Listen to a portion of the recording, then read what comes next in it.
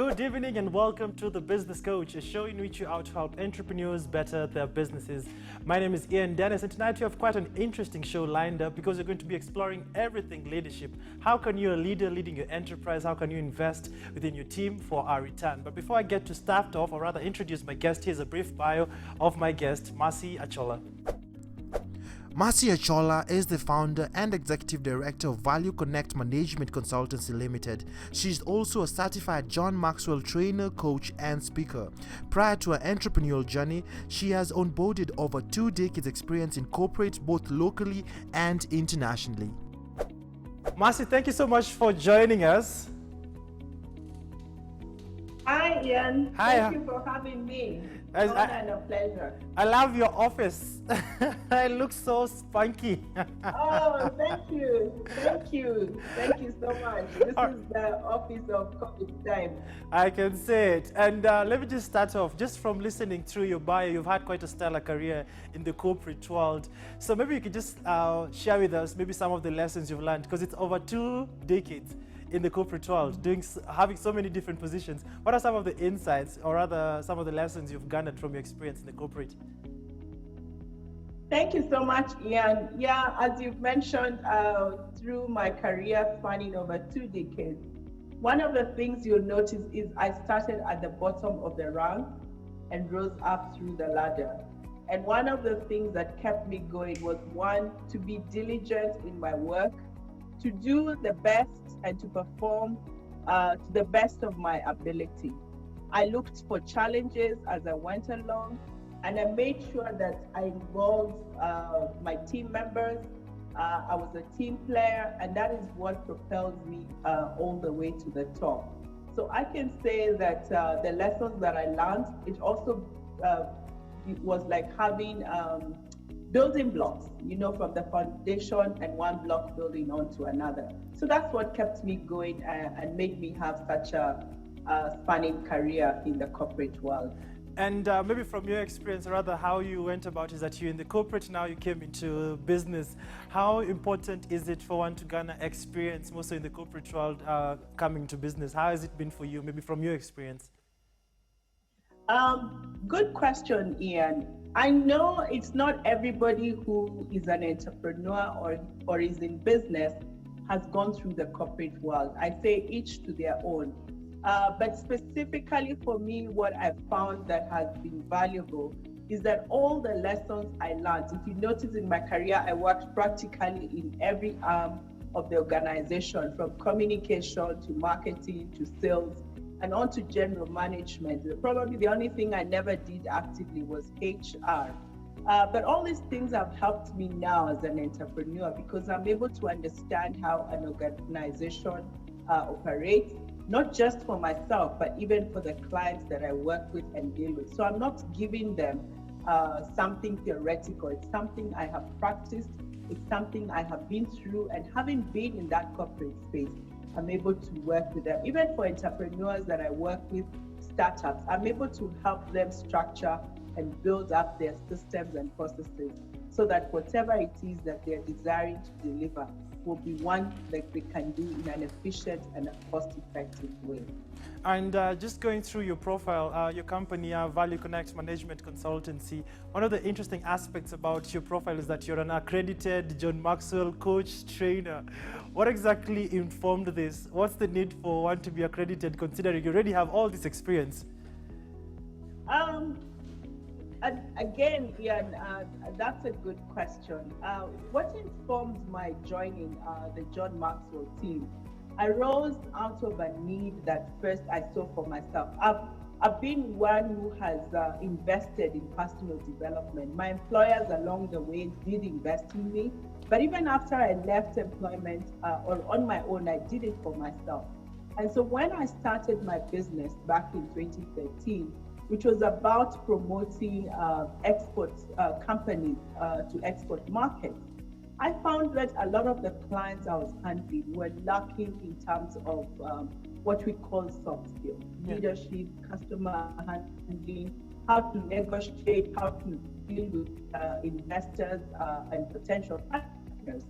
And I was looking for a way I help them beyond giving them my own experience, beyond sharing my own story. So I was looking for instance, if I came to you, Ian, and you were having such a gap in your organization, I was looking, how can I help you and give you with resources that can do so? So that was my encounter with the John Maxwell team. And I found them to be quite resourceful. As an executive director in the John Maxwell team, it means that I'm literally standing on the shoulders of John Maxwell himself. From your experience learning under him and being an executive director, what are some of the highlight leadership lessons you can actually get to share about entrepreneurs during this period of time? Okay.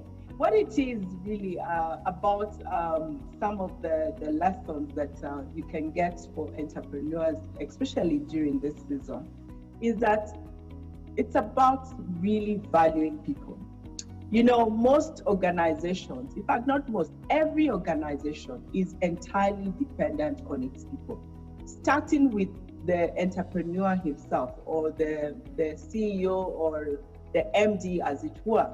And people follow who they see to be giving them. John Maxwell himself said, everything rises and falls on leadership. So if the leader is not getting it right, then it means already there will be a blockage there. If the leader is here, his organization can only get here. So the leader has to keep growing so that the organization can also follow.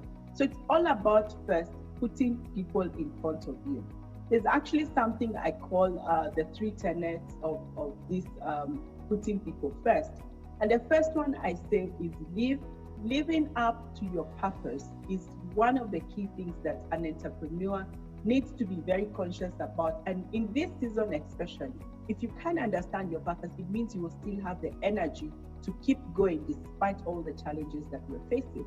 The second thing is about learning. And learning really, Ian, means that you as a leader need to keep improving yourself, but also to recognize that you are not the sole proprietor of knowledge about your business.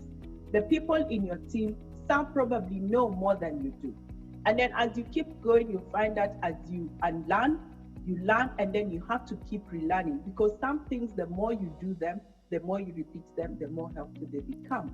And then there's the third aspect I said of leading. And leading basically is recognizing that leadership is not about a position. It's not about a title. Yeah. You are the one who makes leadership, not leadership making you because of the position or title that you hold.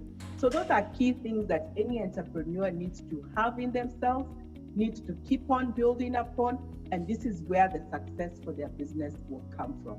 In fact, John normally says in every business entrepreneur, you know, most of us spend time working on the product, on the service. Yeah. John tells us you should spend 87% investment on your people. Yeah. Interesting. And 13% on your product or service. Because if your people get it right, the product, the service will add up. You cannot discount that. What are some of the tips you can actually give to any person watching this on how exactly to unlearn? Because I think as human beings and as adults, we are enshrined to a particular way, but it has been disrupted. And for some, you've seen it taking them off business because of failure to unlearn. How important is it for one to unlearn, in brief? Well, unlearning first and foremost, you have to be intentional. Mm-hmm. It will not happen by itself. So you have to prescribe, be self-aware, you understand. As a business, this is how we need to pivot. In fact, I can give you an acronym. I know most of us are tired of hearing this word pivot. Yeah. But I want to give an acronym for this pivot that's going to help the business to turn around. The P stands for pressing on. All right. All right. Keep on being persistent. Remember, if you have your purpose, you know where you're going. All right. The I is about innovation. Now, if you're innovative, it will be very easy to understand how things have changed. All right. Consumers are now buying online. Are you there? All right. That gives the V. Have you virtualized, have you gone virtual in your business handling? All right. Can your consumers find you there? All right. And the O is keeping on in terms of being open. It's the time to collaborate. All right. You have to unlearn these days of operating solo. and working by yourself has to end. All right. Time for collaboration is now. And we've had many examples of where that is happening. All right. And then the T is time to test and review the results that you're working on. Track them. Make sure you know, because if you're not tracking, it will be very difficult to figure out what is the part that you need to unlearn and what is the part that you need to fix. So just by using that pivot word that we have had it over and over again, we're tired of it, that can be a good starting point for anyone who needs to unlearn something that's not working for their business and turn it around so that they're able to gain from it. All right. On that particular note, you're going to take a short commercial break, but don't touch that dial, because after the break, you're going still to explore different ways as entrepreneurs you can learn toward leadership and just ensuring that you steer your company through this period of time. So I'll see you after the break.